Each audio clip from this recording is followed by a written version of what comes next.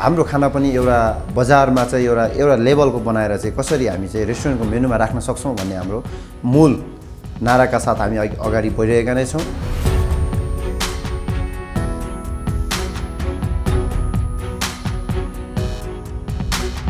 Special खानाहरू मध्येको एक स्पेशल खसीको पक्कु बनाएर देखाउन गइरहेको छु।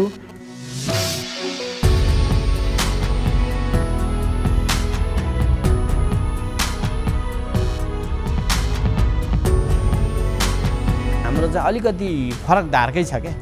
अब ब्याङ्कुट त धेरै छन् काठमाडौँमा, हरेक ठाउँमा रेस्टुरेन्टहरू धेरै छन् होइन।